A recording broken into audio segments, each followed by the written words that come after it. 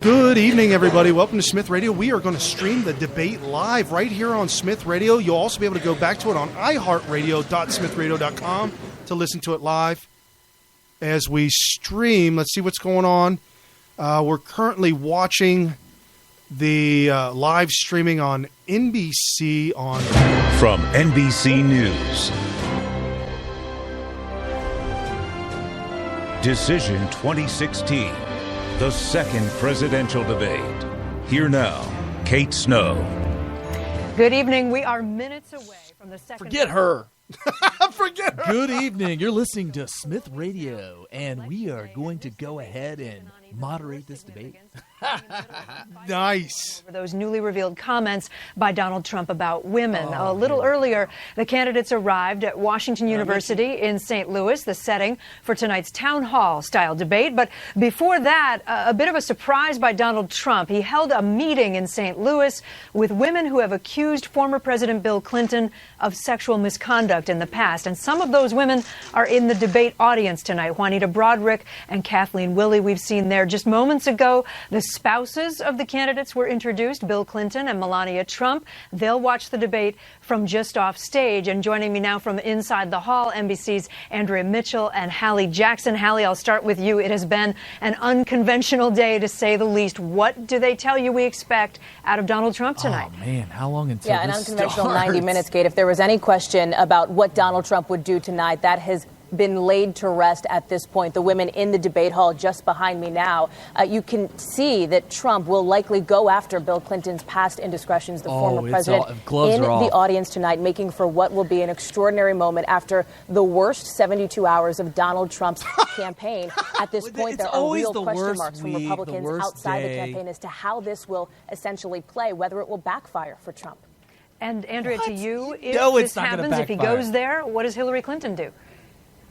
Well, she is going to speak to her marriage and also speak to that Trump video and the fact that she believes that the expressions, the language that he used, the behavior that he described, that he said he had conducted, is a pattern of behavior. And I should point out, you can see there at the end of that row, Paula Jones has just joined the other women. Kathleen Wiley next to her, Juanita Broderick next to her, and a woman named Kathy Shelton, who said that she was facing a defense lawyer, Hillary Clinton, a defense lawyer back in the 70s in a rape trial, so that Hillary Clinton defended an accused rapist, as lawyers would do. She was a hired lawyer, a pro bono lawyer, against someone who was a victim. So these are the three women. They have long been very active with people now directly involved. Andrew Breitbart's successor from the Breitbart News, Steve Bannon, who are part of the Trump campaign. And that is exactly what we're seeing Breitbart's part tonight. of the Trump campaign. Hillary Clinton is also going to push back against What a Trump's liar. allegations about those leaked emails, saying that they were leaked by the Russians. She is part of the DNC. And that is trying to undermine the election. And quickly, Hallie, what else would Donald Trump like to get to tonight? Well, Andrea had it right there. The idea that Clinton essentially suggested privately in these leaked emails that she was open to open borders. Watch for Trump to hit her on that tonight. We'll watch it all over the next 90 minutes. Ladies, thank you so much. In this town hall debate, questions will come from the audience and from the two moderators, Anderson Cooper of CNN, Martha Raddatz of ABC News. We'll see you on the other side of 90 minutes. I'm assuming that this starts late because it is on regular TV and they have intro. Good evening. I'm Martha Raddatz from ABC News. And I'm Anderson Cooper from CNN. We want to welcome you to Washington University in St. Louis for the second presidential debate between Hillary Clinton and Donald Trump, sponsored by the Commission on Presidential Debates. Tonight's debate is a town hall format, which gives voters a chance to directly ask the candidates questions. Martha and I will ask follow-up questions, but the night really belongs to the people in this room and to people across the country who have submitted questions online. The people you see on this stage were chosen by the Gallup organization. They are all from the St. Louis area and told Gallup they haven't committed to a candidate. Each of them came here with questions they want to ask, and we saw those questions for the first time this morning. Anderson and I and our team from ABC and CNN are the only ones who have seen them. Both candidates will have 2 minutes to answer each audience and online question. We hope to get to as many questions as we can, so we've asked the audience here not to slow things down with any applause, except for now. Ladies and gentlemen, the Republican nominee for President, Donald J. Trump, and the Democratic nominee for President, Hillary Clinton.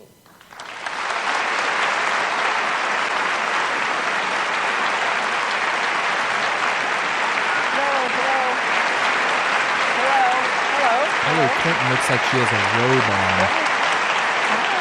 like a boxing robe. The kind of the boxer comes out and has kind of a collar going around. Looks just like a robe. Thank you very much for being here. We're going to begin with a question from one of the members in our town hall. Each of you will have 2 minutes to respond to this question. Secretary Clinton, you won the coin toss, so you'll go first. Our first question comes from Patrice Brock. Patrice? Thank you and good evening. The last presidential debate could have been rated as MA, mature audiences, per TV parental guidelines. Knowing that educators assign viewing the presidential debates as students' homework, do you feel you are modeling appropriate and positive behavior for today's youth? Well, thank you. Are you a teacher? Yes, I think that that's a very good question because I've heard from lots of teachers and parents about some of their concerns about some of the things that are being said and done in this campaign. And I think it is very important for us to make clear to our children that our country really is great because we're good. And we are going to respect one another, lift each other up. We are going to be looking for ways to celebrate our diversity. And we are going to try to reach out to every boy and girl as well as every adult to bring them in to working on behalf of our country. I have a very positive and optimistic view about what we can do together. That's why the slogan of my campaign is Stronger Together. Because I think if we work together, if we overcome the divisiveness that sometimes sets Americans against one another, and instead we make some big goals, and I've set forth some big goals, getting the economy to work for everyone, not just those at the top, making sure that we have the best education system from preschool through college and making it affordable, and so much else. If we set those goals and we go together to try to achieve them, there's nothing, in my opinion, that America can't do. So that's why I hope that we will come together in this campaign. Obviously, I'm hoping to earn your vote. I'm hoping to be elected in November. And I can promise you, I will work with every American. I want to be the president for all Americans, regardless of your political beliefs, where you come from, what you look like, your religion. I want us to heal our country and bring it together. Because that's, I think, the best way for us to get the future that our children and our grandchildren deserve. Secretary Clinton, thank you. Mr. Trump, you have 2 minutes. Well, I actually agree with that. I agree with everything she said. I began this campaign because I was so tired of seeing such foolish things happen to our country. This is a great country. This is a great land. I've gotten to know the people of the country over the last year and a half that I've been doing this as a politician. I cannot believe I'm saying that about myself, but I guess I have been a politician.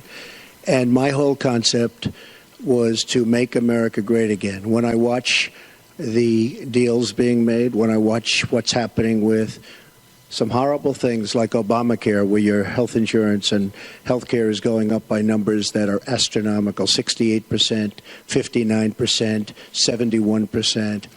When I look at the Iran deal and how bad a deal it is for us, it's a one-sided transaction where we're giving back $150 billion to a terrorist state, really the number one terrorist state. We've made them a strong country from really a very weak country just 3 years ago.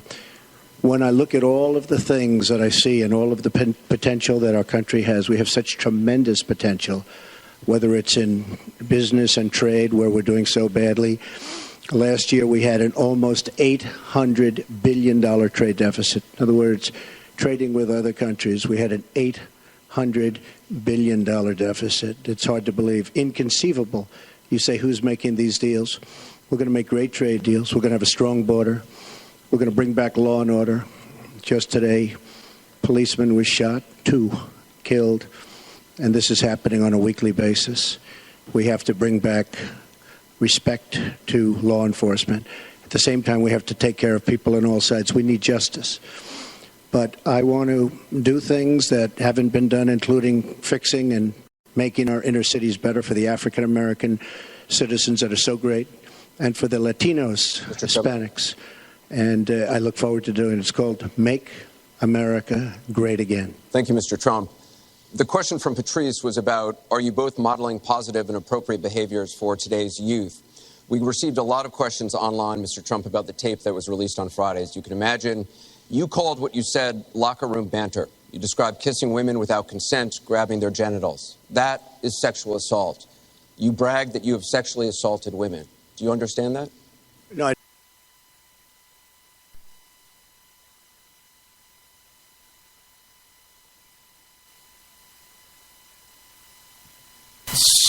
Stay with us, folks. Just Stand hold by. on. Yep, just stand by.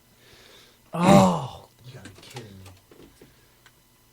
me. And you are watching or listening to the second presidential debate live with Donald J. Trump and Hillary Rotten Clinton. You're listening to Smith Radio on Spreaker, SMYTH Radio on Spreaker. You will be able to.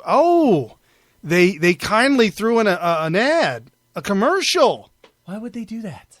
Because we didn't get one when we originally started the broadcast. God bless them.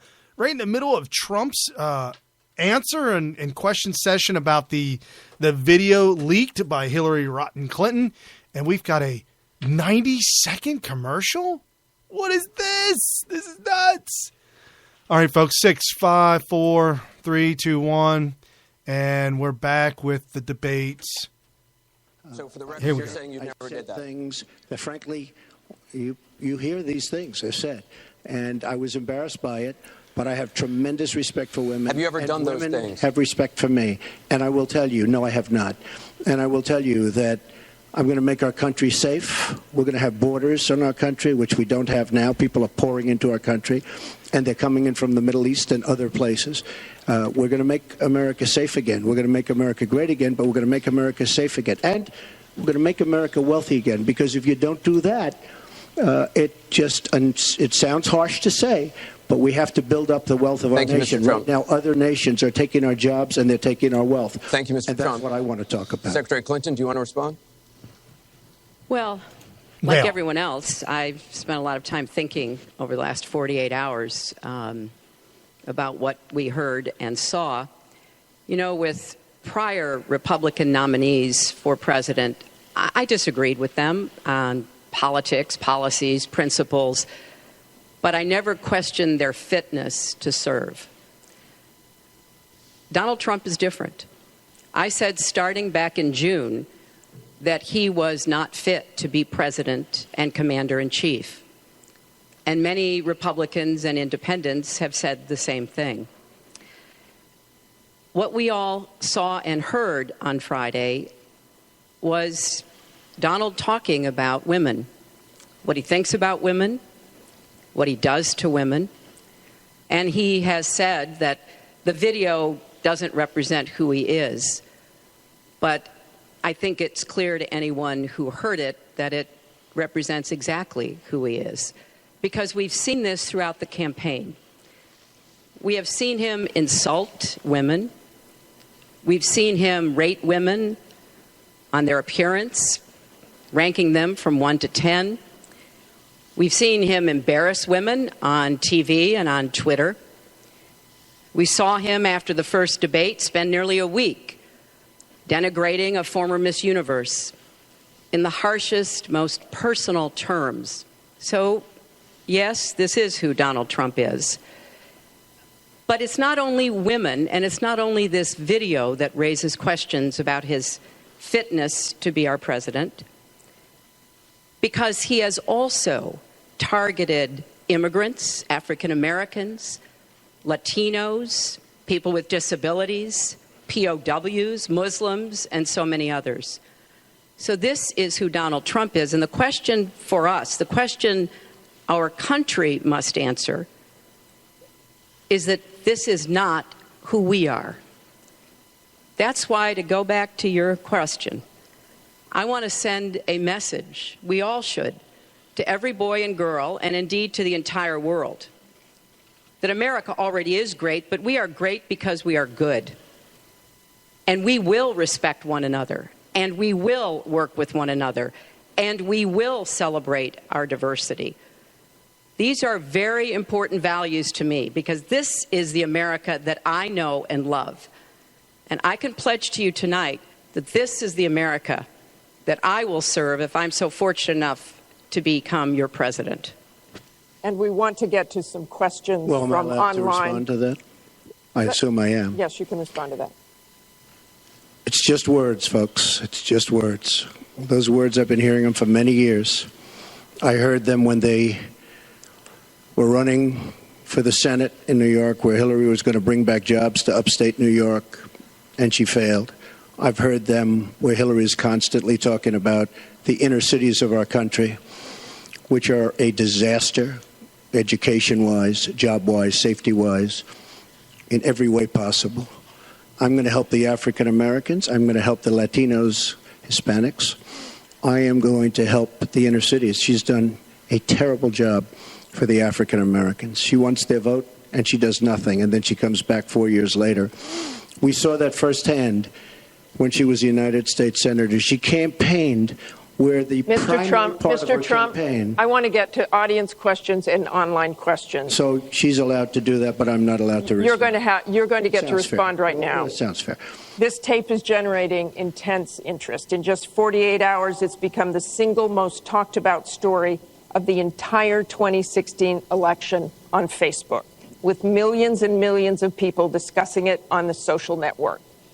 As we said a moment ago, we do want to bring in questions from voters around the country via social media, and our first stays on this topic. Jeff from Ohio asks on Facebook, Trump says the campaign has changed him. When did that happen? So, Mr. Trump, let me add to that. When you walked off that bus at age 59, were you a different man, or did that behavior continue until just recently? And you have 2 minutes for this. As I told you, that was locker room talk. I'm not proud of it. I am a person who has great respect for people, for my family, for the people of this country, and certainly I'm not proud of it. But that was something that happened. If you look at Bill Clinton, far worse, minor words, and his was action. His was what he's done to women. There's never been anybody in the history of politics in this nation that's been so abusive to women. So you can say any way you want to say it, but Bill Clinton was abusive to women. Hillary Clinton attacked those same women and attacked them viciously. 4 of them are here tonight. One of the women, who is a wonderful woman, at 12 years old, was raped at 12. Her client, she represented, got him off, and she's seen laughing on 2 separate occasions, laughing at the girl who was raped. Kathy Shelton, that young woman, is here with us tonight. So don't tell me about words. I apologize for those words. But it is things that people say. But what President Clinton did, he was impeached. He lost his license to practice law. He had to pay an $850,000 fine to one of the women, Paula Jones, who's also here tonight. And I will tell you that when Hillary brings up a point like that, and she talks about words that I said 11 years ago, I think it's disgraceful, and I think she should be ashamed of herself, if you want to know the truth.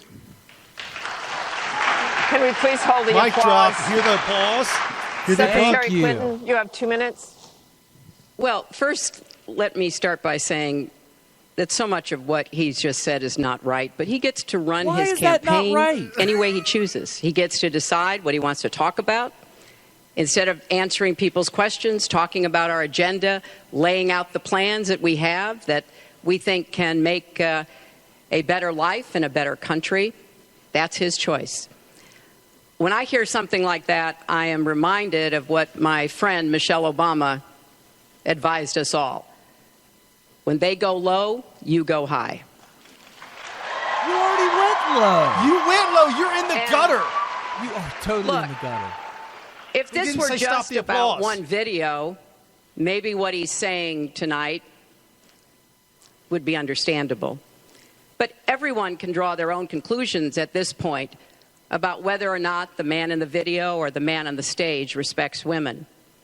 Yeah. But he never apologizes for anything to anyone. He did apologize. He never apologized. What a liar. To Mr. and Mrs. Khan, the Gold Star family, whose son, Captain Khan, died in the line of duty in Iraq. Yeah, jihadist. And Donald insulted and attacked them for weeks over their religion. Because they're jihadists. He never apologized to the distinguished federal judge who was born in Indiana.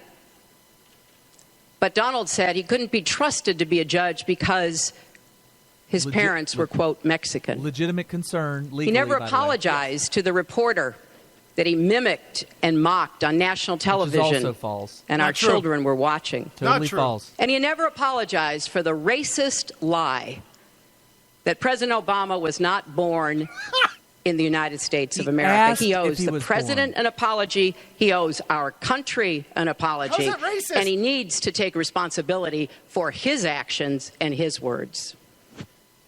Well, you owe the president an apology because, as you know very well, your campaign, Sidney Blumenthal, he's another real winner that you have, and he's the one that got this started along with your campaign manager, and they were on television just 2 weeks ago. She was saying exactly that. So you really owe him an apology. You're the one that sent the pictures around your campaign, sent the pictures around with President Obama in a certain garb. That was long before I was ever involved. So you actually owe an apology. And number two, Michelle Obama. I've gotten to see the commercials that they did on you. And I've gotten to see some of the most vicious commercials I've ever seen of Michelle Obama talking about you, Hillary. So you talk about friend. Go back and take a look at those commercials. A race where you lost, fair and square, unlike the Bernie Sanders race where you won, but not fair and square, in my opinion. And all you have to do is take a look at WikiLeaks and just see what they said about Bernie Sanders and see what Deborah Wasserman Schultz had in mind. Because Bernie Sanders, between superdelegates and Deborah Wasserman Schultz, he never had a chance. And I was so surprised to see him sign on with the devil. But when you talk about apology, I think the one that you should really be apologizing for, and the thing that you should be apologizing for, are the 33,000 emails that you deleted and that you acid washed. And then the 2 boxes of emails and other things last week that were taken from an office and are now missing. And I'll tell you what, I didn't think I'd say this, but I'm going to say it. Do it! And I hate to say it. Don't do it! But if I win, I am going to instruct my Attorney General to get a special prosecutor to look into your situation. Because there has never been so many lies, so much deception. There has never been anything like it. And we're going to have a special prosecutor. When I speak, I go out and speak. The people of this country are furious. In my opinion, He's dead. the people that Dead are man the walking. long-term workers at the FBI are furious. There has never been anything like this where emails and you get a subpoena. You get a subpoena, and after getting the subpoena, you delete 33,000 emails. And then you acid wash them or bleach them, as you would say, a very expensive process. So we're going to get a special prosecutor, and we're going to look into it because you know what? People have been, their lives have been destroyed for doing 1/5 of what you've done. And it's a disgrace. And honestly, you ought to be ashamed of yourself. Secretary Clinton, I'm going to let you talk about emails. Because everything he just said is absolutely false, but I'm not surprised. That's great. In the first debate, And the audience needs to calm down. The audience just that it booed would be her. impossible to be fact-checking Donald all the time. I'd never get to talk about anything I want to do and how we're going to really make lives better for people. So, once again, go to HillaryClinton.com. We have literally Trump. You can fact-check him in real time. Last time at the first debate, we had millions of people fact-checking, so I expect we'll have millions more fact-checking because, by the way, you know, it is It's just awfully good that someone with the temperament of Donald Trump is not in charge of the law in our country. Because you'd be in jail. Oh my goodness. Oh my my goodness, this is awesome. We want to remind the audience to please not Shut up, Anderson. talk out loud. Please do not applaud. You're just wasting time. And Secretary Clinton, I do want to follow up on emails. You've said your handling of your emails was a mistake. You disagreed with FBI Director James Comey, calling your handling of classified information, quote, extremely careless. The FBI said that there were 110 classified emails that were exchanged, 8 of which were top secret, and that it was possible hostile actors did gain access to those emails. You don't call that extremely careless? Well, Martha, first let me say, and I've said it before, but I'll repeat it because I want everyone to hear it. That was a mistake, and I take responsibility for using a personal email account. Obviously, if I were to do it over again, I would not. I'm not making any excuses. It was a mistake, and I am very sorry about that. But I think it's also important to point out where there are some misleading accusations from critics and others. After a year-long investigation, there is no evidence that anyone hacked the server I was using, and there is no evidence that anyone can point to at all. Anyone who says otherwise has no basis that any classified material ended up in the wrong hands. I take classified materials very seriously. No, you don't. Gary Burns said always differently. have. When I was on the Senate Armed Services Committee, I was privy to a lot of classified material. Obviously, as Secretary of State, I had some of the most important secrets that we possess, such as going after bin Laden. So I am very committed to taking classified information seriously. And as I said, there is no evidence that any classified information ended up in the wrong hands. Okay, we're going to move on. And yet, she didn't know the letter C on a document, right? She didn't even know what that letter meant. You know, it's amazing. I'm watching Hillary go over facts, and she's going after fact after fact, and she's lying again because she said what she did with emails was fine. You think it was fine to delete 33,000 emails? I don't think so. She said the 33,000 emails had to do with her daughter's wedding, number one, and a yoga class. Well, maybe we'll give 3 or 4 or 5 or something. 33,000 emails deleted. And now she's saying there wasn't anything wrong. And more importantly, that was after getting a subpoena. That wasn't before. That was after. She got it from the United States Congress. And I'll be honest, I am so disappointed in congressmen, including Republicans, for allowing this to happen. Our Justice Department, where her husband goes onto the back of an airplane for 39 minutes, talks to the Attorney General days before a ruling is going to be made on her case. But for you to say that there was nothing wrong with you deleting 39,000 emails, again, you should be ashamed of yourself. What you did, and this is after getting a subpoena from the United States Congress. We have to move on. Secretary Clinton, you can respond, and then we got to move on. We want to give the audience a chance you'd be put in jail, let alone after getting a subpoena from the United States Secretary Congress. Clinton, you can respond, and then we have to move on to an audience question. Look, it's just not true, and so please go you didn't delete them? Allow her to respond, please. Personal emails, not official. 33,000? Well, we turned over 35,000, so it was. What about the other 15,000? Please allow her to respond. She didn't talk while you talked. Yes, that's true. I didn't. Because you I have didn't nothing in to the say. first debate, and I'm going to try not to in this debate because I'd like to get to the questions that the people have brought here tonight to talk to us about. And get off this question. Okay, Donald, I know you're into big diversion tonight, anything to avoid talking about your campaign and the way it's exploding and the way Republicans are leaving you. But let's at least focus on some of the issues that people care about tonight. Let's get to their questions. We have a question here from Ken Karpowitz. He has a question about health care. Ken?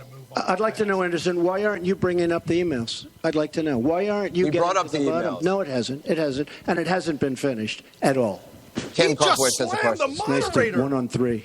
Thank you. Affordable Care Act, known as Obamacare, it is not affordable. Premiums have gone up, deductibles have gone up, co-pays have gone up, prescriptions have gone up, and the coverage has gone down. What will you do to bring the costs down and make coverage better? That first one goes to Secretary Clinton because you started out the last one to the audience. He wants to start. He can start. Go ahead, Hillary. No, go ahead, Donald. No, I'm a gentleman, Hillary. Go ahead. Secretary Clinton? Well, I think Donald was about to say he's going to solve it by repealing it and getting rid of the Affordable Care Act. Yes! And I'm going to fix it because I agree with you. What's wrong with it? Premiums have gotten too high, co-pays, deductibles, prescription drug costs, and I've laid out a series of actions that we can take to try to get those costs down. But here's what I don't want people to forget. When we're talking about reining in the costs, which has to be the highest priority of the next president, when the Affordable Care Act passed, it wasn't just that 20 million people got insurance who didn't have it before, but that in and of itself was a good thing. I meet these people all the time, and they tell me what a difference having that insurance meant to them and their families. What about the asker? But everybody else, the 170 million of us who get health insurance through our employers, got big benefits. Number one, insurance companies can't deny you coverage because of a pre-existing condition. Number two, no lifetime limits, which is a big deal if you have serious health problems. Number three, women can't be charged more than men for our health insurance, which is the way it used to be before the Affordable Care Act. Number four, if you're under 26 and your parents have a policy, you can be on that policy until the age of 26, something that didn't happen before. So I want very much to save what works and is good about the Affordable Care Act.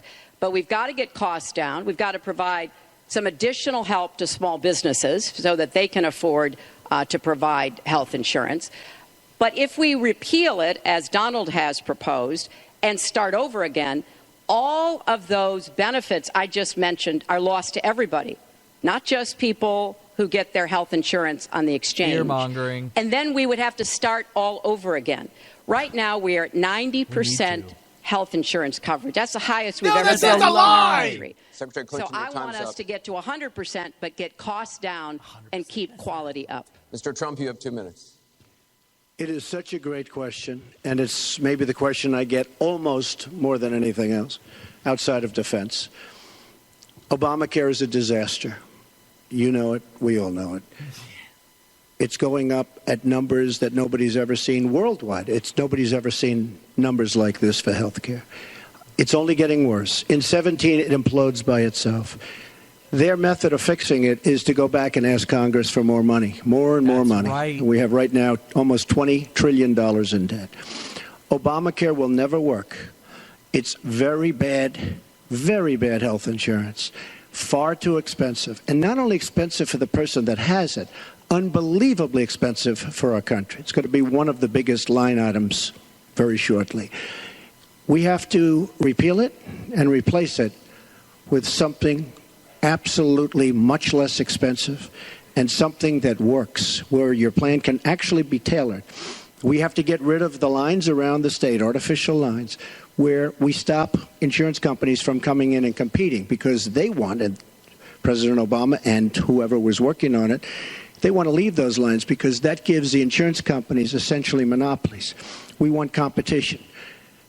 You will have the finest health care plan there is. She wants to go to a single-payer plan, which would be a disaster, somewhat similar to Canada.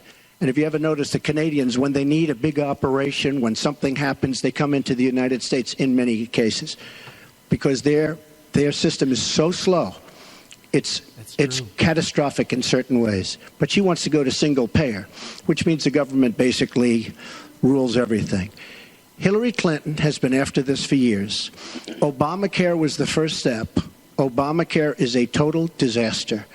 And not only are your rates going up by numbers that nobody's ever believed, but your deductibles are going up. So that unless you get hit by a truck, you're never going to be able to use it. Mr. Trump, it is a disastrous plan, and it has to be repealed and replaced. Secretary Clinton, let me follow up with you. Your husband called Obamacare, quote, the craziest thing in the world, saying that small business owners are getting killed, his premiums double, coverage is cut in half. Was he mistaken, or was his mistake simply telling the truth?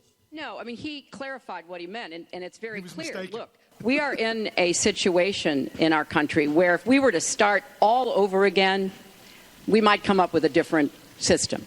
But we have an employer-based system. That's where the vast majority of people get their health care.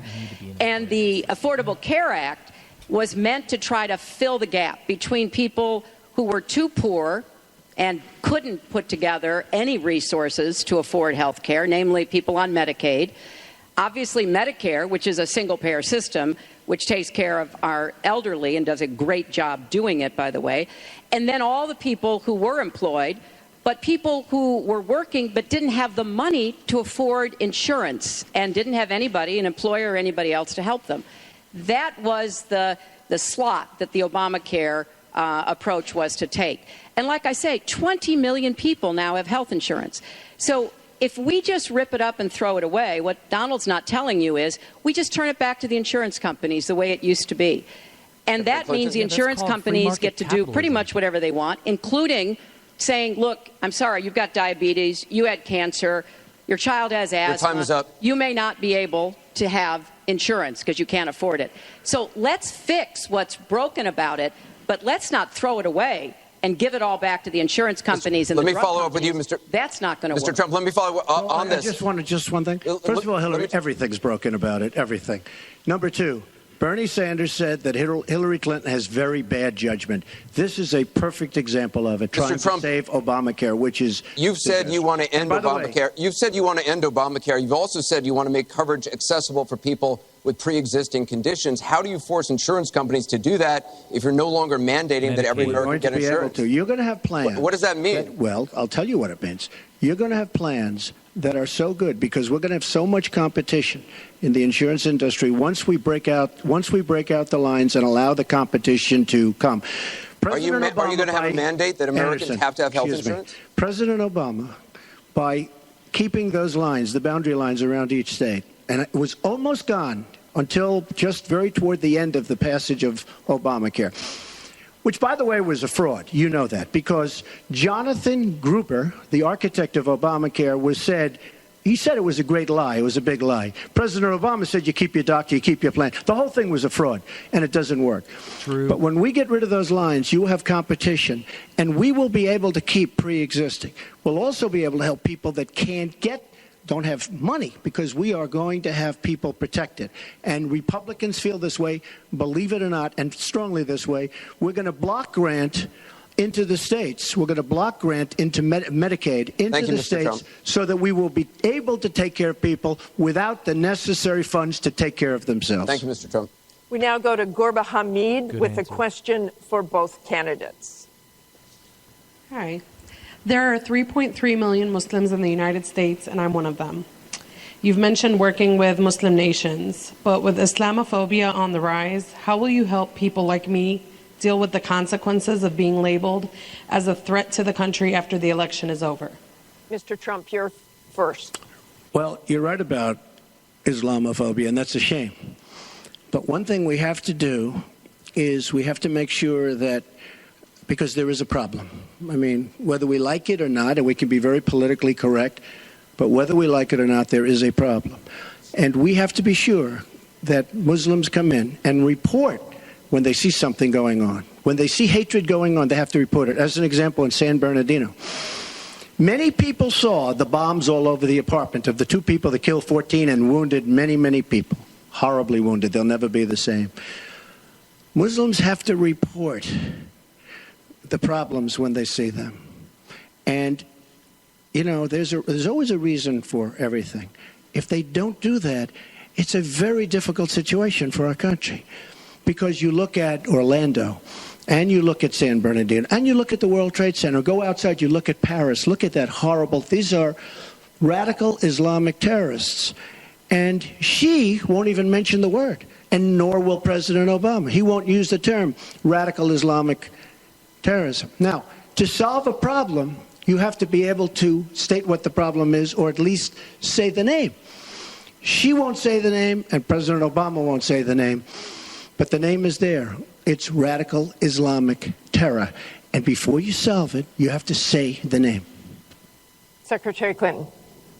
Well, thank you for asking your question. And I've heard this question from a lot of Muslim Americans across our country. Because, unfortunately, there's been a lot of very divisive, dark things said about Muslims. And Even someone like Captain Khan, the young man who sacrificed himself defending our country in the United States Army, has been subject to attack by Donald. That's false. I want to say just a couple of things. First, we've had Muslims in America since George Washington.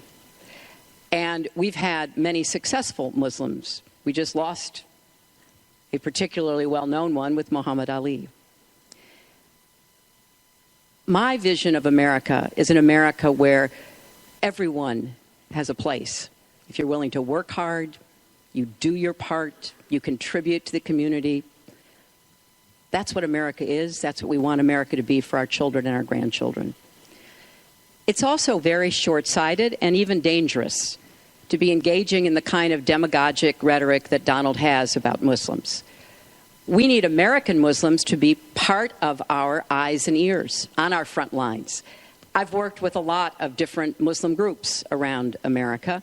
I've met with a lot of them, and I've heard how important it is for them to feel that they are wanted and included and part of our country, part of our homeland security, and that's what I want to see.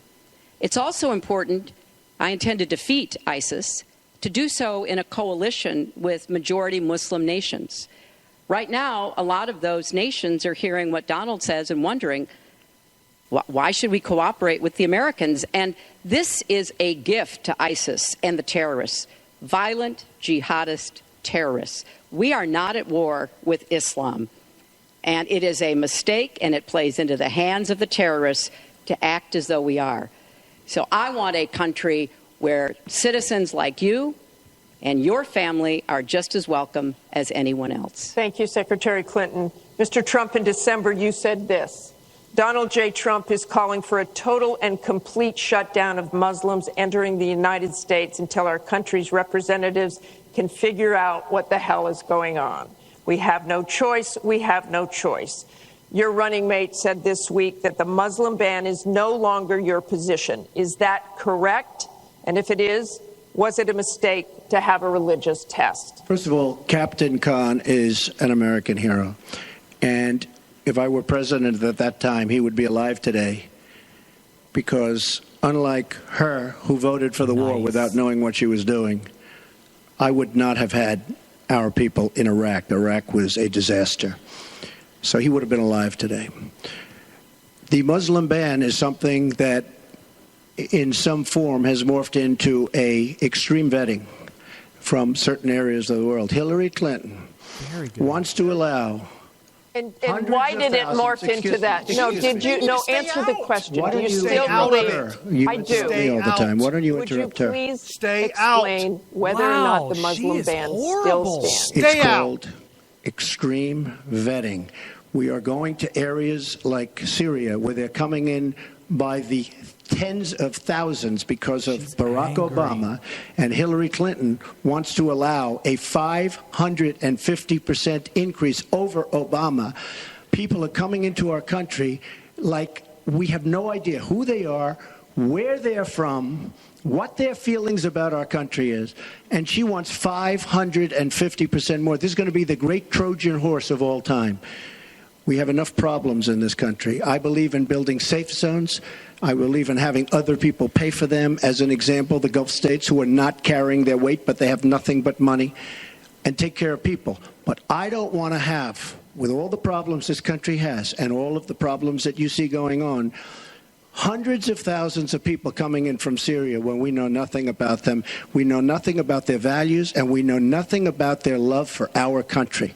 And Secretary Clinton, let me ask you about that, because you have asked for an increase from 10 to 65,000 Syrian refugees. We know you want tougher vetting. That's not a perfect system. So why take the risk of having those refugees come into the country? Well, first of all, I will not let anyone into our country that I think poses a risk to us. But you are. But there are a lot of refugees, women and children. Think of that picture we all saw, that 4-year-old boy with the blood on his forehead because he'd been bombed by the Russian and Syrian air forces. You are such a There sucker. are children suffering in this catastrophic war, largely, I believe, because of Russian aggression Oh, my gosh. And Here's the we need Cold to do War our II. part. We by no means are carrying anywhere near the load that Europe and others are. But we will have vetting that is as tough as it needs to be from our professionals, our intelligence experts, and others. But it is important for us as a policy, not to say, as Donald has said, we're going to ban people based on a religion. How do you do that? We are a country founded on religious freedom and liberty. But we don't bring in people. We don't know who the hell they are. Do what he has advocated without causing great distress within our own country. Are we going to have religious tests when people fly into our country? And how do we expect not to be able responsible to for taking implement them those? in. So I thought that what he said was extremely unwise and even dangerous. What? And indeed, you She's can in look La at La the Land. propaganda on a lot of the terrorist sites. And what Donald Trump says about Muslims is used to recruit fighters because they want to create a war between us. And the final thing I would say, this is the 10th or 12th time that he's denied being for the war in Iraq. We have it on tape. The entire press corps has looked at it. It's been debunked, but it never stops him from saying whatever he wants to say. Has not been debunked. So please Has not been debunked. And go I to was against, HillaryClinton.com and you can see it. I was against the war in Iraq. Has not been debunked. And you voted for it, and you shouldn't have. Well, I just want There's been lots of fact-checking on that. I'd like to move on here to an comes Andy online Crowley. question. She just went about 25 seconds over her time. She Could did I not. just respond to this, please? Very quickly, please. Hillary Clinton, in terms of having people come into our country, we have many criminal illegal aliens. When we want to send them back to their country says we don't want them. In some cases, they're murderers, drug lords, drug problems, and they don't want them. And Hillary Clinton, when she was Secretary of State, said, that's okay, we can't force it into their country. Let me tell you, I'm going to force them right back into their country. They're murderers and some very bad people. And I will tell you very strongly, when Bernie Sanders said she had bad judgment, she has really bad judgment because we are letting people into this country that are going to cause problems and crime like you've never seen. We're also letting drugs pour through our southern border at a record clip, and it shouldn't be allowed to happen. ICE just endorsed me. They've never endorsed a presidential candidate. The Border Patrol agents, 16,500, just recently endorsed me. And they endorsed me because I understand the border. She doesn't. She wants amnesty for everybody. Come right in, come right over. It's a horrible thing she's doing. She's got bad judgment, and honestly, so bad that she should never be president of the United States. Nice. Thank you, Mr. Trump. I want to move on. This next question comes from the public through the Bipartisan Open Debate Coalition's online forum, where Americans submitted questions that generated millions of votes. This question involves WikiLeaks' release of purported excerpts of Secretary Clinton's paid speeches, which she has refused to release, and one line in particular in which you, Secretary Clinton, purportedly say you need both a public and private position on certain issues. So, two from Virginia asks, is it okay for politicians to be two-faced? Is it acceptable for a politician to have a private stance on issues? Secretary Clinton, well, your 2 minutes. Right. As I recall, that was something I said about Abraham Lincoln after having seen the wonderful Steven Spielberg movie called Lincoln. It was a master class watching President Lincoln get the Congress to approve the 13th Amendment. It was principled and it was strategic. And I was making the point that it is hard sometimes to get the Congress to do what you want to do, and you have to keep working at it. And yes, President Lincoln was trying to convince some people. He used some arguments. Convincing other people, he used other arguments. That was a great, I thought, a great display of presidential leadership. She's called But, Lincoln a liar. Let's talk about what's really going on here, Martha, because our intelligence community just came out and said in the last few days that the Kremlin, meaning Putin and the Russian government, are directing the attacks, the hacking on American accounts to influence our election. And WikiLeaks is part of that, as are other sites where the Russians hack information. We don't even know if it's accurate information, and then they put it out. We have never in the history of our country been in a situation where an adversary, a foreign power, is working so hard to influence the outcome of the election. And believe me, they're not doing it to get me elected. They're doing it to try to influence the election for Donald Trump. Now, maybe because he has praised Putin, maybe because he says he agrees with a lot of what Putin wants to do, maybe because he wants to do business in Moscow. I don't know the reasons. You don't know. We deserve No, you don't know the answers. reasons. And we should demand that Donald release all of his tax returns so that people can see what are the entanglements and the financial relationships going to get to that later. he has Secretary with Clinton, Russians and you're out other of time. foreign powers. Well, I think I should Mr. respond Trump. because it's so ridiculous. Look, now she's blaming. She got caught in a total lie. Her papers went out to all her friends at the banks, Goldman Sachs and everybody else. And she said things, WikiLeaks, that just came out. And she lied. Now she's blaming the lie on the late, great Abraham Lincoln. That's okay, Honest Abe. Honest Abe never lied. That's the good thing. That's the big difference between Abraham Lincoln and you. Wow! That's a big, big difference. We're talking about some difference. She brought Abe up. As far as other elements of what she was saying, I don't know, Putin. I think it would be great if we got along with Russia because we could fight ISIS together as an example. But I don't know Putin. But I notice anytime anything wrong happens, they like to say, the Russians. She doesn't know if it's the Russians doing the hacking. Maybe there is no hacking. But they always blame Russia. And the reason they blame Russia is because they think they're trying to tarnish me with Russia. I know nothing about Russia. I know about Russia, but I know nothing about the inner workings of Russia. I don't deal there. I have no businesses there. I have no loans from Russia. I have a very, very great balance sheet. So great that when I did the old post office on Pennsylvania Avenue, the United States government, because of my balance sheet, which they actually know very well, chose me to do the old post office between the White House and Congress, chose me to do the old post office. One of the primary things, in fact, perhaps the primary thing, was balance sheet. But I have no loans with Russia. You could go to the United States government and they would probably tell you that because they know my sheet very well in order to get that development I had to have. Now, the taxes are a very simple thing. As soon as I have, first of all, I pay hundreds of millions of dollars in taxes. Many of our friends took bigger deductions. Warren Buffett took a massive deduction. Soros, who's a friend of hers, took a massive deduction. Many of the people that are giving her all this money that she can do many more commercials than me took massive deductions.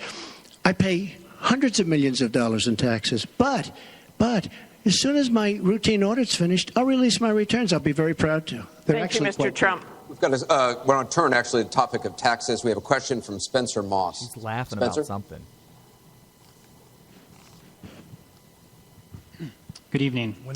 My question is, what specific tax provisions will you change to ensure the wealthiest Americans pay their fair share in taxes? Mr. Trump, you have 2 minutes. Well, one thing I do is get rid of carried interest. One of the greatest provisions for people like me, to be honest with you. I give up a lot when I run because I knock out the tax code. And she could have done this years ago, by the way. She was a United States senator. She complains that Donald Trump took advantage of the tax code. Well, why didn't she change it? Why didn't you change it when you were a senator? The reason you didn't is that all your friends take the same advantage that I do. And I do. You have provisions in the tax code that, frankly, we could change.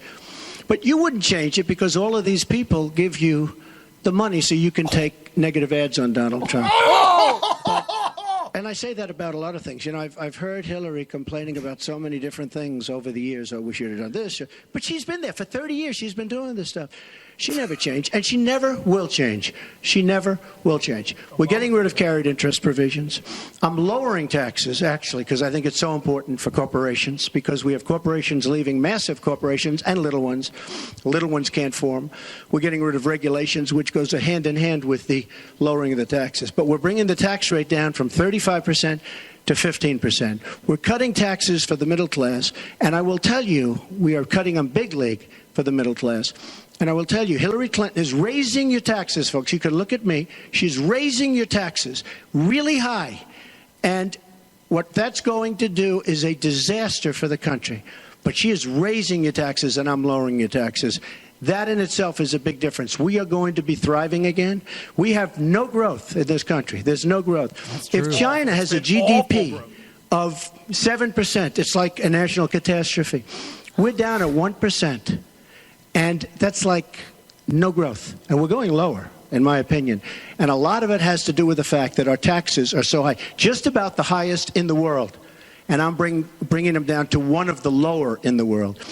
And I think it's so important, one of the most important things we can do. But she is raising everybody's taxes massively. Secretary Clinton, you have 2 minutes. The question was, what specific tax provisions will you change to ensure the wealthiest Americans pay their fair share of taxes? Terrible question. Well, everything you've heard just now from Donald is not true. I'm sorry I have to keep saying this, but he lives in an alternative reality. And it is sort of amusing to hear somebody who hasn't paid federal income taxes in maybe 20 years talking about what he's going to do. But I'll tell you what he's going to do. His plan will give the wealthy and corporations the biggest tax cuts they've ever had, more than the Bush tax cuts by at least a factor of 2. Donald always takes care of Donald and people like Donald, and this would be a massive gift. And indeed, the way that he talks about his tax cuts would end up raising taxes on middle-class families, millions of middle-class families. Now, here's what I want to do. I have said nobody who makes less than $250,000 a year, and that's the vast majority of Americans, as you know, will have their taxes raised, because I think we've got to go where the money is. And the money is with people who've taken advantage of every single break in the tax code. And yes, when I was a senator, I did vote to close corporate loopholes. I voted to close, I think, one of the loopholes he took advantage of when he claimed $1 billion loss that enabled him to avoid paying taxes. I want to have a tax on people who are making $1 million. It's called the Buffett rule. Yes, Warren Buffett is the one who's gone out and said somebody like him should not be paying a lower tax rate than his secretary. I want to have a surcharge on incomes above $5 million. We have to make up for lost times, because I want to invest in you. I want to invest in hardworking families. And I think it's been unfortunate, but it's happened, that since the Great Recession, the gains have all gone to the top. And we need to reverse that. People like Donald, who paid zero in taxes, zero for our vets, zero for our military, zero for health and education. That's your fault. That is wrong. And we're going to make sure that nobody, no corporation and no individual can get away without paying his fair share to support our country. Mr. Trump, I want to give you the chance to respond. I just want to tell our viewers what she's referring to. The last month, taxes were the #1 issue on Facebook for the first time in the campaign. The New York Times published 3 pages of your 1995 tax returns. They show you claimed a $916 million loss, which means you could have avoided paying personal federal income taxes for years. You've said you pay state taxes, employee taxes, real estate taxes, property taxes. You have not answered, though, a simple question. Did you use that $916 million loss to avoid paying personal federal income taxes? Of course I do. Of course I do. And so do all of her donors, or most of her donors. I know many of her donors. Her donors took massive tax write-offs. So have you not paid personal federal income taxes? A lot of my write-off was depreciation and other things that Hillary, as a senator, allowed. And she'll always allow it, because the people that give her all this money, they want it. That's why. See, I understand the tax code better than anybody that's ever run for president. Hillary Clinton, and it's extremely complex, Hillary Clinton has friends that want all of these provisions, including they want the carried interest provision, which is very important to Wall Street people, but they really want the carried interest provision, which I believe Hillary's leaving. It's very interesting why she's leaving carried interest. But I will tell you that, number one, I pay tremendous numbers of taxes. I absolutely used it, and so did Warren Buffett, and so did George Soros, and so did many of the other people that Hillary is getting money from. Now, I won't mention their names because they're rich, but they're not famous, so we won't make them famous. Can you say how many years you have avoided paying personal federal income taxes? No, but I pay tax, and I pay federal tax, too. But I have a write-off. A lot of it's depreciation, which is a wonderful charge. I love depreciation. she's given it to us. Hey, if she had a problem, for 30 years she's been doing this, Anderson. I say it all the time. She talks about health care. Why didn't she do something about it? She talks about taxes. Why didn't she do something about it? She doesn't do anything about anything other than talk. With her, it's all talk and no action. In the past, that's what And Obama again, said. He's Bernie repeating Sanders, Obama's words. It's really bad judgment. She has made bad judgment not only on taxes, she's made bad judgments on Libya, on Syria, on Iraq.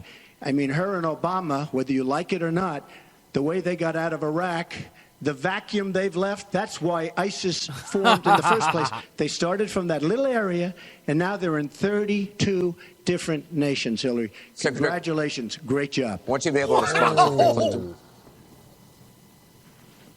Well, here we go again. I've been in favor of getting rid of carried interest for years, starting when I was a senator from New York. But that's not the point here. Why didn't you do it? Why didn't you do it? Because I was a senator with a Republican president. Oh, really? I will be the you president. You could have done it. If you were an effective, senator, you could have done it. If you were an effective senator, you could have done it. But you were not an effective Please allow her to senator. respond. She didn't interrupt you. Under our Constitution, presidents have something called veto power. Look, he has now said repeatedly, 30 years this and 30 years that.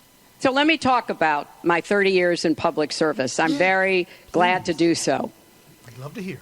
8 million kids every year have health insurance because when I was First Lady, I worked with Democrats and Republicans to create the Children's Health Insurance Program. Hundreds of thousands of kids now have a chance to be adopted because I worked to change our adoption and foster care system. After 9/11, I went to work with Republican mayor, governor, and president to rebuild New York and to get health care for our first responders who were suffering because they had run toward danger and gotten sickened by it. Hundreds of thousands of National Guard and Reserve members have health care because of work that I did.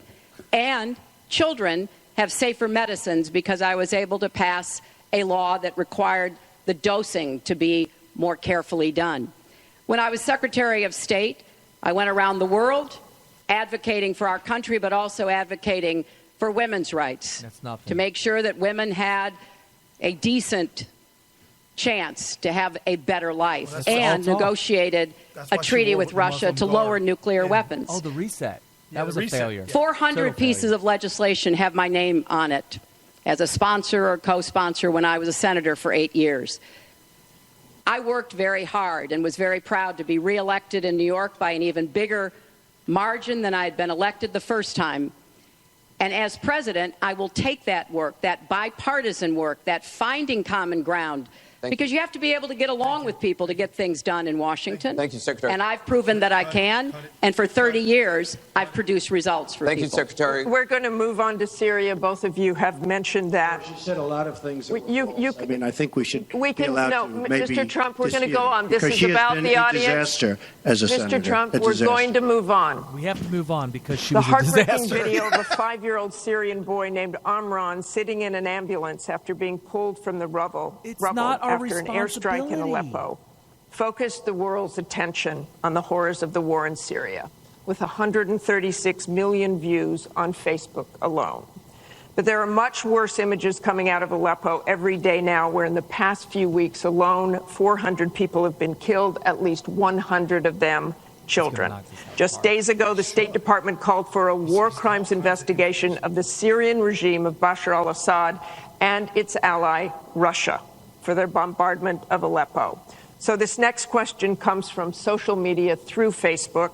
Diane from Pennsylvania asks, if you were president, what would you do about Syria and the humanitarian crisis in Aleppo? Isn't it a lot like the Holocaust when the U.S. waited too long before we helped? Secretary Clinton, we will begin with your 2 minutes. Well, the situation in Syria is catastrophic. And every day that goes by, we see the results of the regime by Assad in partnership with the Iranians on the ground, the Russians in the air, bombarding places, in particular Aleppo, where there are hundreds of thousands of people, probably about 250,000 still left. And there is a determined effort by the Russian Air Force to destroy Aleppo in order to eliminate the last of the Syrian rebels who were really holding out against the Assad regime. Russia hasn't paid any attention to ISIS. They're interested in keeping Assad in power. So when I was Secretary of State, advocated, and I advocate today, a no-fly zone and safe zones. We need some leverage with the Russians because they're not going to come to the negotiating table for a diplomatic resolution unless there is some leverage over them. And we have to work more closely with our partners and allies on the ground. But I want to emphasize that what is at stake here is the ambitions and the aggressiveness of Russia. Russia has decided that it's all in Syria, and they've also decided who they want to see become president of the United States, too, and it's not me.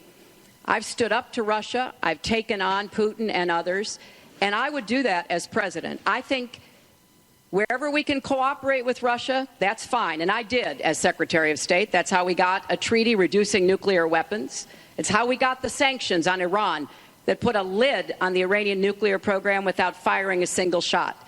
So I would go to the negotiating table with more leverage than we have now.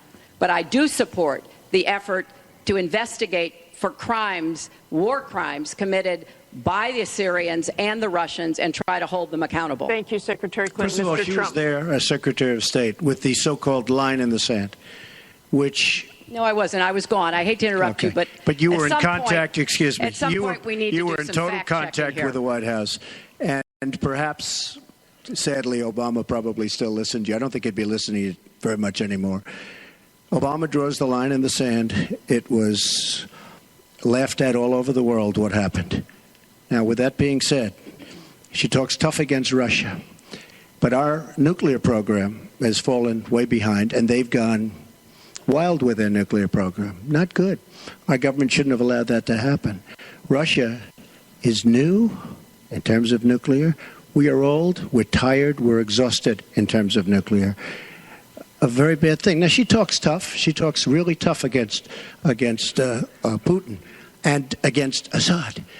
She talks in favor of the rebels. She doesn't even know who the rebels are. You know, every time we take rebels, whether it's in Iraq or anywhere else, we're arming people. And you know what happens? They end up being worse than the people. Look at what she did in Libya with Gaddafi. Gaddafi's out. It's a mess. And by the way, ISIS has a good chunk of their oil. I'm sure you probably have heard that. It was a disaster. Because the fact is, almost everything she's done in foreign policy has been a mistake, and it's been a disaster. But if you look at Russia, just take a look at Russia, and look at what they did this week, where I agree she wasn't there, but possibly she's consulted. We sign a peace treaty. Everyone's all excited.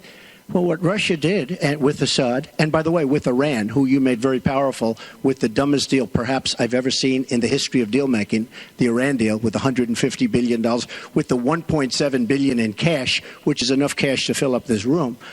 Mic drop. Look at that deal. Iran now and Russia are now against us. So she wants to fight. She wants to fight for rebels. There's only one problem. You don't even know who the rebels are. Mr. Trump, so Mr. what's Trump, the purpose? your 2 minutes and one thing is I have up. to say, Your 2 minutes I don't is like up. Assad at all, but Assad is killing ISIS. Russia is killing ISIS. And Iran is killing ISIS. And those three have now lined up because of our weak foreign policy.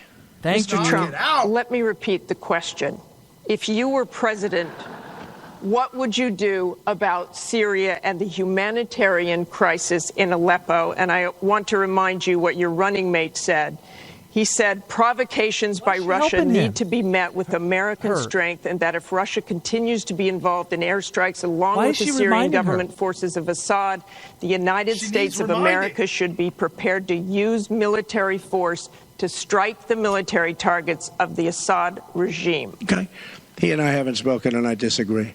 I disagree. You disagree with your running mate. I think we have to knock out ISIS. Right now, Syria is fighting ISIS. We have people that want to fight both at the same time.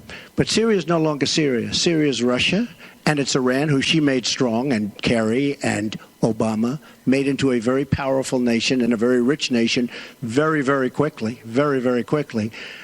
I believe we have to get ISIS. We have to worry about ISIS before we can get too much more involved. She had a chance to do something with Syria. They had a chance, and that was the line. What do you think And will she happen if Aleppo falls? I think Aleppo is a disaster humanitarian-wise. What do you think will happen if it falls? I think that it basically has fallen, okay? It basically has fallen. Let me tell you something. You take a look at Mosul. The biggest problem I have with the stupidity of our foreign policy. We have Mosul. They think a lot of the ISIS leaders are in Mosul. So we have announcements coming out of Washington and coming out of Iraq. We will be attacking Mosul in 3 weeks or 4 weeks. Well, all of these bad leaders from ISIS are leaving Mosul. Why can't they do it quietly? Why can't they do the attack, make it a sneak attack, and after the attack is made, inform the American public that we've knocked out the leaders, we've had a tremendous success. People leave. Why do they have to say we're going to be attacking Mosul within the next 4 to 6 weeks, which is what they're saying? How stupid is our country? There are sometimes reasons the military does that. Psychological I can't warfare. think of any. I can't think of any. It might be to help get civilians out. And we have, look, I have 200 generals and admirals who endorse me. I have 21 Congressional Medal of Honor recipients who endorse me. We talk about it all the time.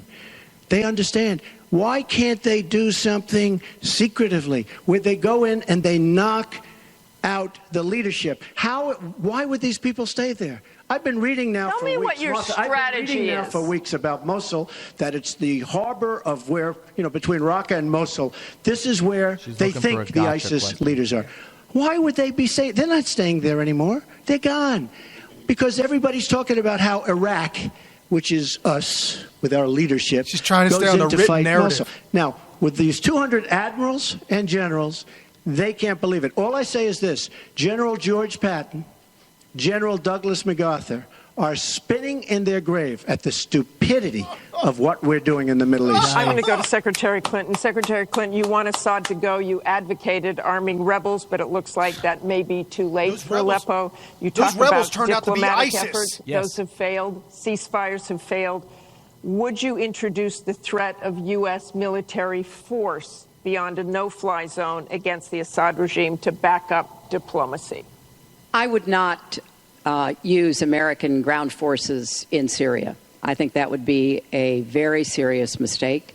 I don't think American troops should be holding territory, which is what they would have to do as an occupying force. I don't think that is a smart strategy.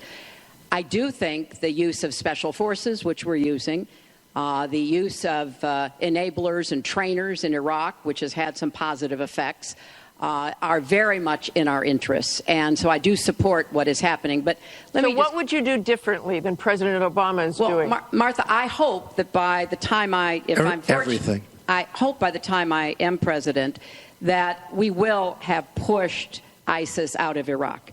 I do think that there is a good chance that we can take Mosul. Donald says he knows more about ISIS than the generals. No, he doesn't. There are a lot of very important planning going on, and some of it is to signal to the Sunnis in the area, as well as Kurdish Peshmerga fighters, that we all need to be in this, and that takes a lot of planning and preparation. I would go after Baghdadi. I would specifically target Baghdadi, because I think our targeting of al-Qaeda leaders, and I was involved in a lot of those operations, highly classified ones, made a difference. So I think that could help. I would also consider arming the Kurds. The Kurds have been our best partners in Syria as well as Iraq.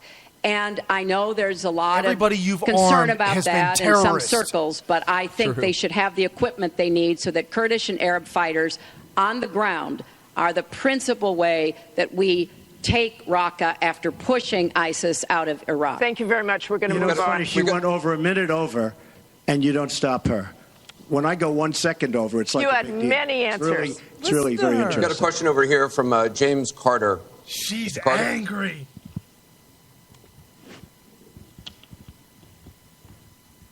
My question is, do you believe you can be a devoted president to all the people in the United States? That question begins for Mr. Trump.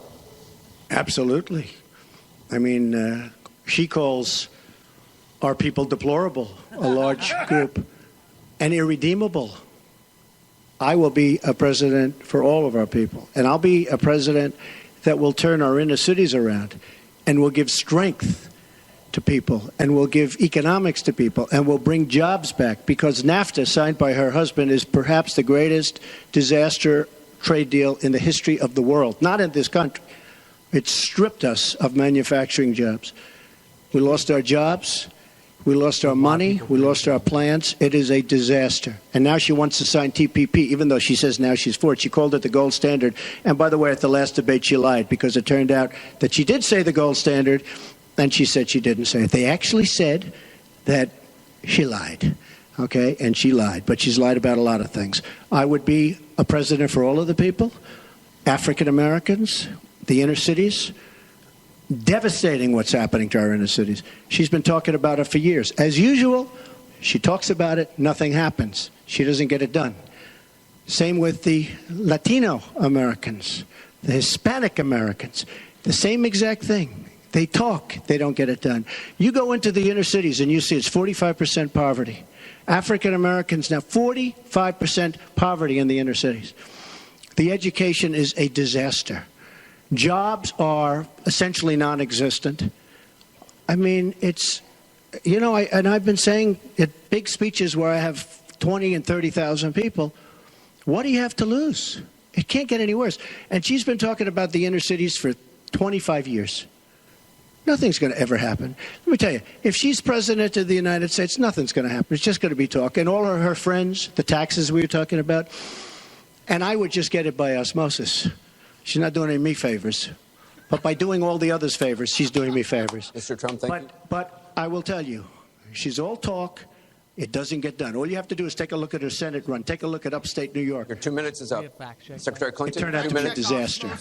You have 2 minutes, Secretary Clinton. Well, 67% of the people voted to reelect me when I ran for my second term, and I was very proud and very humbled by that.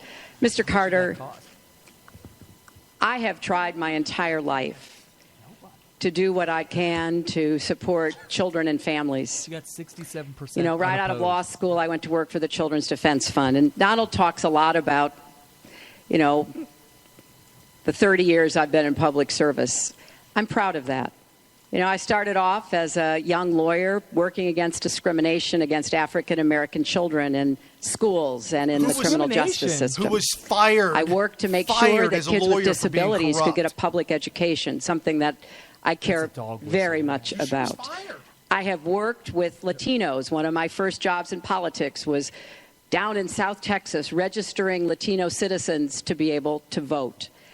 So I have a deep devotion, to use your absolutely correct word, to making sure that every American feels like he or she has a place in our country. Except for the basket of deplorables. And I think when you look at the letters that I get, a lot of people are worried that maybe they wouldn't have a place in Donald Trump's America.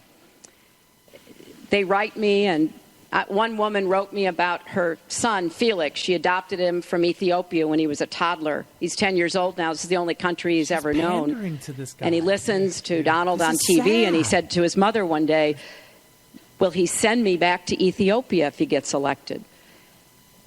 You know, children listen to what is being said, to go back to the very, very first question. And there's a lot of fear that, in fact, teachers and parents are calling it the Trump effect. Bullying is up. A lot of people are feeling, you know, uneasy. A lot of kids are expressing their concerns. So first and foremost, I will do everything I can to reach out to everybody, Secretary Democrats, Clinton. Republicans, independents, people across our country. If you don't vote for me, I still want to be your president. Your 2 I want to minutes be is the up. best president I can be for every American. Secretary Clinton, your 2 minutes is up. I want to follow up on something that Donald Trump actually said to you, a comment you made last month. You said that half of Donald Trump's supporters are, quote, deplorables, racist, sexist, homophobic, xenophobic, Islamophobic. You later said you regretted saying half. You didn't express regret for using the term deplorables. To Mr. Carter's question, how can you unite a country if you've written off tens of millions of Americans? Well, within hours, I said that I was sorry about the way I talked about that, because my argument is not with his supporters. It's with him and with the hateful and divisive campaign that he has run. and the inciting of violence at his rallies and the very brutal kinds of comments about not just women, but all Americans, all kinds of Americans. And what he has said about African Americans and Latinos, about Muslims, about POWs, about immigrants, about people with disabilities, he's never apologized for. And so I do think that a lot of the tone and tenor that he has said, I'm proud of the campaign that Bernie Sanders and I ran. We ran a campaign based on issues, not insults, and he is supporting me 100%. Thank you. Because we talked about what we wanted to do. We might have had some differences, and we had a lot of debates, but we believed that we could make the country better, and I was proud of that. I'll give you a minute. We have a divided nation. I'm not kidding. We have a very divided nation. You look at Charlotte, you look at Baltimore, you look at the violence that's taking place in the inner cities, Chicago. You take a look at Washington, D.C. We have an increase in murder within our cities, the biggest in 45 years. We have a divided nation because people like her, and believe me, she has tremendous hate in her heart. And when she said deplorables, she meant it. And when she said irredeemable, they're irredeemable. You didn't mention that.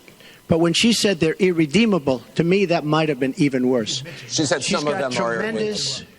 She's got tremendous hatred.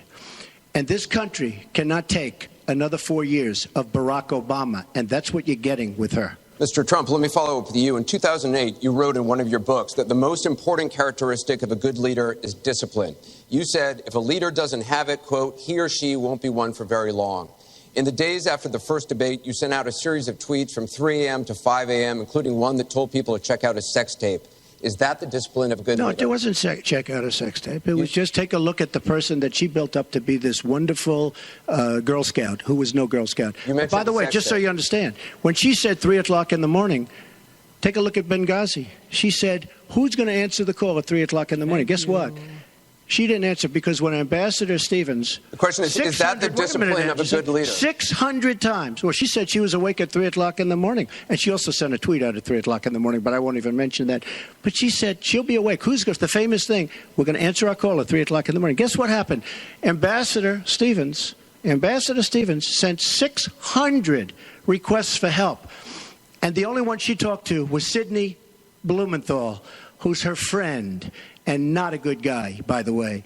So, she shouldn't be talking about that. Now, tweeting happens to be a modern-day form of communication. I mean, you can like it or not like it. I have, between Facebook and Twitter, I have almost 25 million people.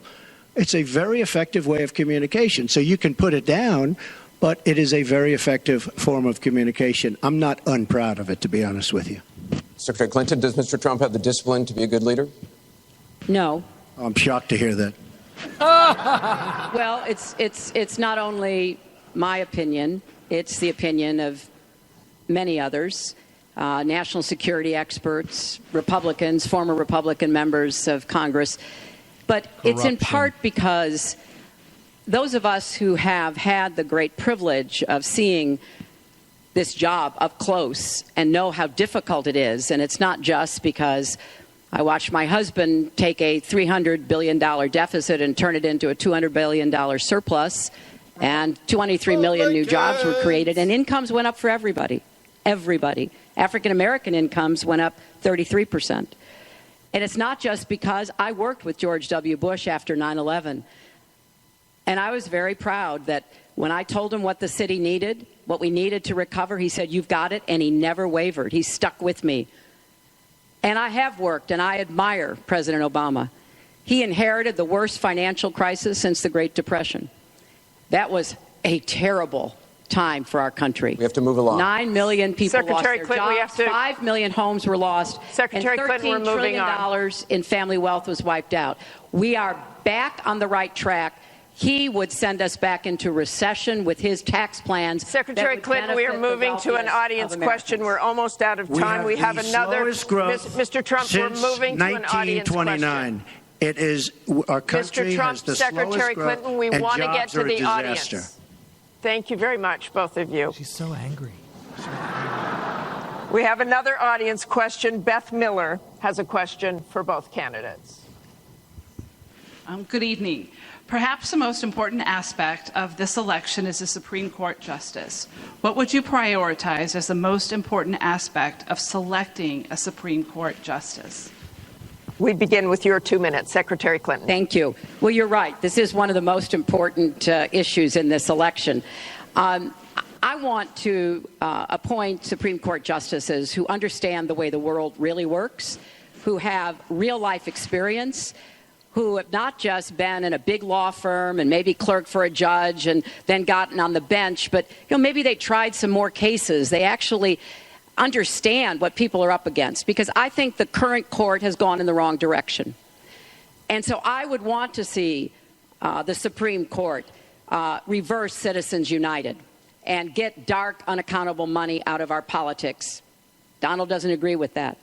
I would like the Supreme Court to understand that voting rights are still a big problem in many parts of our country, that we don't always do everything we can to make it possible for people of color and older people and young people to be able to exercise their franchise.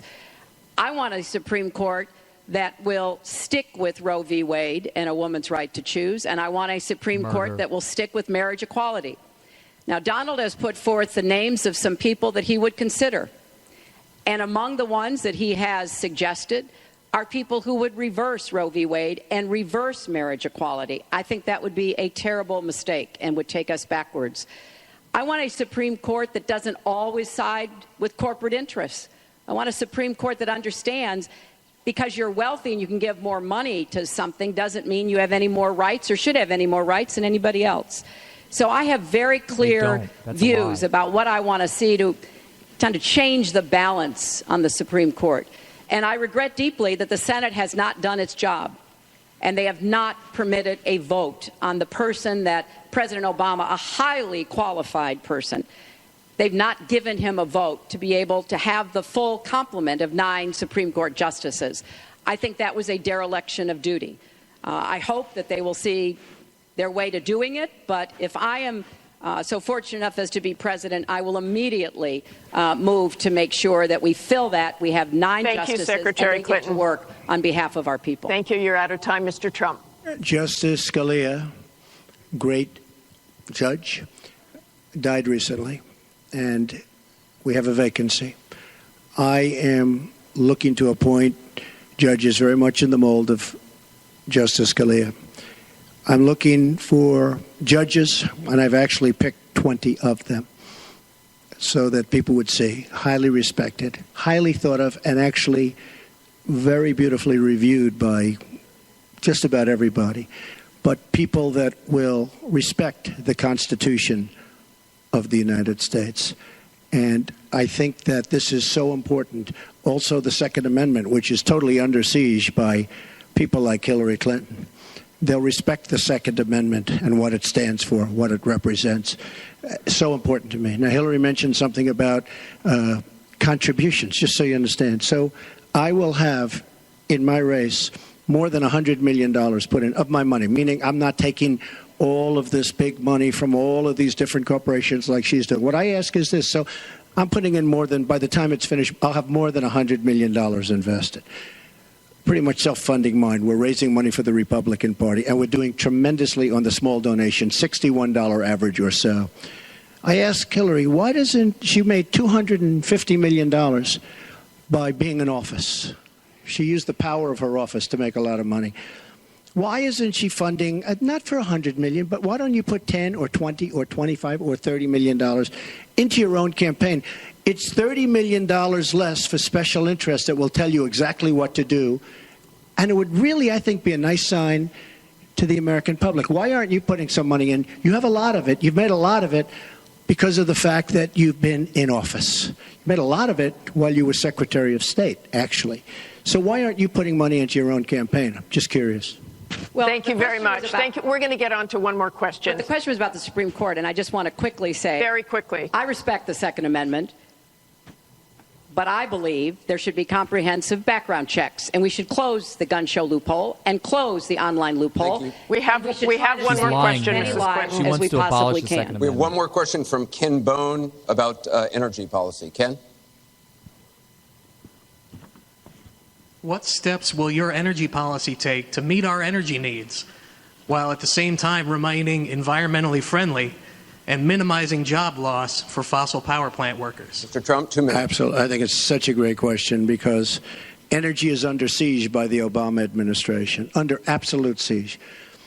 The EPA, Environmental Protection Agency, is killing these energy companies.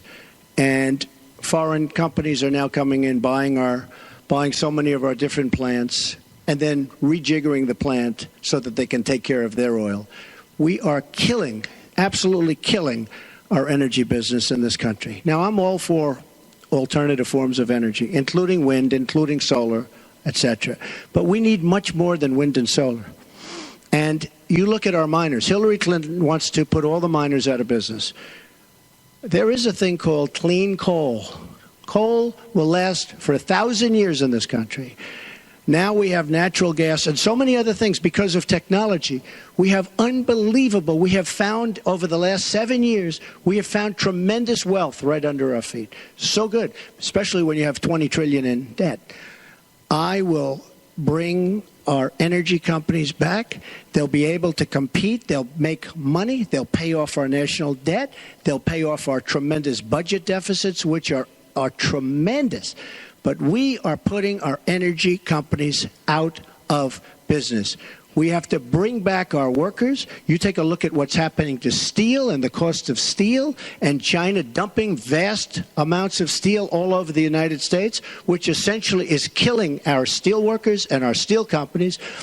We have to guard our energy companies. We have to make it possible. The EPA is so restrictive that they are putting our energy companies out of business. And all you have to do is go to a great place like West Virginia or places like Ohio, which is phenomenal, or places like Pennsylvania, and you see what they're doing to the people, miners and others in the energy business. It's a disgrace. Your time is up. Thank you, it's sir. an absolute disgrace. And Secretary Clinton, 2 minutes.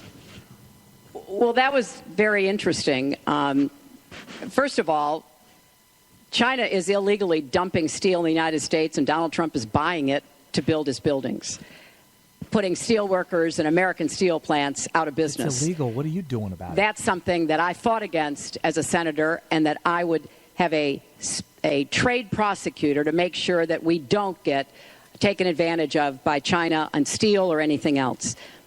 You know, because Trump's it sounds like you're in the business or you're aware of people in the business. You know that we are now, for the first time ever, energy independent. We are not dependent upon the Middle East, but the Middle East still controls a lot of the prices. So the price of oil has been way down, and that has had a damaging effect on a lot of the oil companies, right? We are, however, producing a lot of natural gas, which serves as a bridge to more renewable fuels, and I think that's an important transition. Bailed Obama We've out. got to remain energy independent. It gives us much more power and freedom than to be worried about what goes on in the Middle East. We have enough worries over there without having to worry about that. So I have a comprehensive energy policy, but it really does include fighting climate change, because I think that is a serious problem. And I support moving toward more clean, renewable energy as quickly as we can. Because I think we can be the 21st century clean energy superpower and create millions of new jobs and businesses. But I also want to be sure that we don't leave people behind. That's why I'm the only candidate from the very beginning of this campaign who had a plan to help us revitalize coal country. Because those coal miners and their fathers and their grandfathers, they dug that coal out. A lot of them lost their lives. They were injured. Yeah, she's lying. But they turned the lights on and they powered our factories. I don't want to walk away from them. Lie. So we've got to do something for them. But the price of coal is down worldwide. So we have to look at this comprehensively, and that's exactly what I have proposed. I hope you will go to HillaryClinton.com and look at my entire policy. One more audience question. We've sneaked in one more question, and it comes from Carl Becker.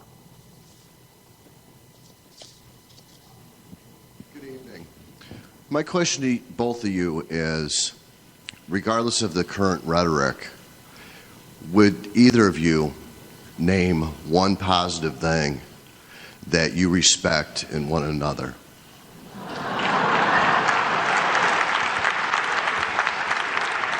Mr. Trump, would you like to go first? Well, I certainly will, because I think that's a very fair and important question. Look, I respect his children. His children are incredibly able and devoted, and I think that says a lot about Donald. I don't agree with nearly anything else he says or does, but I do respect that. And I think that is something that, as a mother and a grandmother, is very important to me. So I believe that this election has become, in part, so conflict-oriented, so intense, because there's a lot at stake. This is not an ordinary time, and this is not an ordinary election. We are going to be choosing a president who will set policy for not just 4 or 8 years, but because of some of the important decisions we have to make here at home and around the world, from the Supreme Court to energy and so much else. And so there is a lot at stake. It's one of the most consequential elections that we've had. And that's why I've tried to put forth specific policies and plans, trying to get it off of the personal and put it on to what it is I want to do as president. And that's why I hope people will check on that for themselves, so that they can see that, yes, I've spent 30 years, actually maybe a little more, working to help kids and families, and I want to take all that experience to the White House and do that every single day. Mr. Trump. Well, I consider her statement about my children to be a very nice compliment. I don't know if it was meant to be a compliment, but it is a great. I'm very proud of my children, and they've done a wonderful job, and they've been wonderful kids. So I consider that a compliment. I will say this about Hillary. She doesn't quit. She doesn't give up. I respect that. I tell it like it is. She's a fighter. I disagree with much of what she's fighting for. I do disagree with her judgment in many cases. But she does fight hard, and she doesn't quit, and she doesn't give up. And I consider that to be a very good trait. Thanks to both of you. I want to thank both the candidates. I want to thank the university here. This concludes the town hall meeting. Our thanks to the candidates, the commission, Washington University, and to everybody who watched. Please tune in on October 19th for the final presidential debate that will take place at the University of Nevada, Las Vegas. Good night, everyone.